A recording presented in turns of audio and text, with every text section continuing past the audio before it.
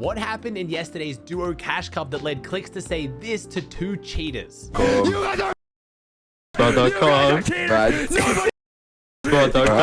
get you! I swear! You already get 200! IRL!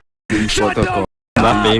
Shut up! Nobody gets a... Okay, so obviously a pretty insane clip, and if you watched either Ron streams, Lacey streams, Clix stream, basically anyone's streams yesterday from the NA Duo Cash Cup, you realize it got even more crazy after this. But how did we get here? Because cheating has been happening sadly a lot in Fortnite recently, but this went to the next level.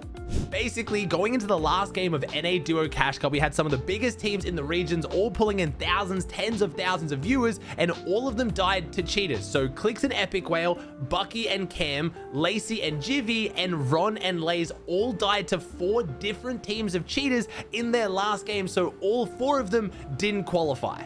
This happened on top of multiple other teams dying to cheaters as well. We had Jiven, who was streaming, who actually died to cheaters 3 games in a row during the Duo Cash Cup qualifiers. So it really just felt like everyone was cheating. And yes, there has been a cheating issue in Fortnite for a while now. I actually felt like Chapter 5, it was getting a little bit better. I was seeing less cheaters in the first Duo Cash Cup of the season and in the solo victory cups. But for whatever reason, yesterday, it just felt like everyone was cheating. Now, we had teams cheat on EU, but they ended up getting banned before the finals. The issue with the way the Duo Cash Cup runs now, because both rounds are on the same day, you have opens for 3 hours, then you have a 1-hour break, and then finals. It means a lot less time for Epic to actually action these cheaters and get them banned before they make it into the finals. Now, they did do it over on EU, but that's because EU is much earlier in the day, so it's a better time zone for a lot of the Epic staff who are working. NA, it seems like everything happens a little bit slower now. It's so late at night. Now, obviously, in a perfect world, I would love there to be no cheaters. I would love the anti-cheat to pick up every single cheater before they even start cheating, or if they do make it through the anti-cheat,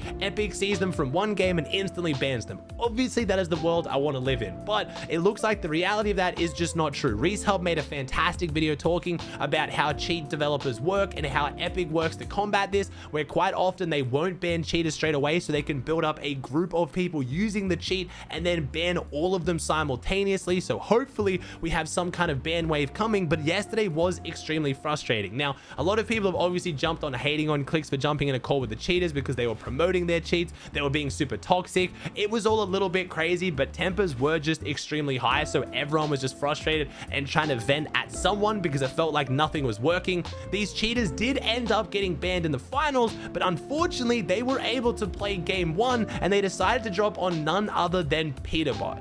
Peterbot was one of the favorites to win the Duo Cash Cup finals, but being contested by cheaters went about as you'd expect. This is how their first game went. Shrimp by the banhammer, where are you? Where are you? Oh, it's over. They're coming. Chill, reset, What? reset. What? What?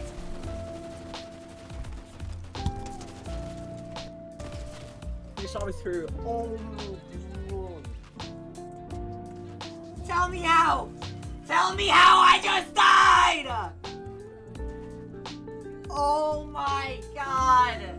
As you can see, there was literally nothing Peterbot could have done. They weren't just cheating a little bit, like this was full-blown hack dialed up to 11, shooting Peterbot behind walls. So he obviously went down game 1, and honestly, most pros would have just completely tilted, freaked out, and given up on the tournament. But the 5 teams of cheaters that made the finals ended up all getting banned after game 1, and Peterbot and Poyo somehow went on to win the entire Duo Cash Cup. Not only that, they won it by about 50 points, but not only that, they also had about 30 points worth of Islander objectives they didn't get.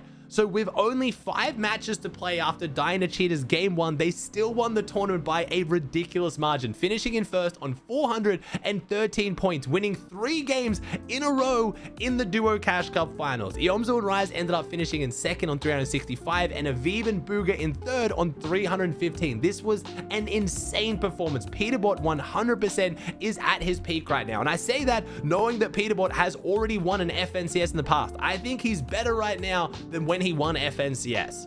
With the amount of cheaters going around right now, a lot of pros are calling for Epic to do something, whether it be hire someone who is available at all times during tournaments ready to ban clear cheaters. And again, I know what you're thinking, how do you know they're cheating, Aussie? we can always tell. As a community, you can almost always tell. If they have 1 or 2 events played ever, they're dropping 40 bombs in games they've never earned before, and they're making finals, the chances that that's a real player who's just having an insane day is extremely slim. And even for that slim chance, go and watch the replays, go and watch their gameplay. You can very clearly tell if they're cheating, and then hopefully Epic should be able to action them. At this point, I feel like that is really the only solution to curb what is a big rise in cheaters. Now, I know a lot of people are going to say, oh, get a better anti-cheat.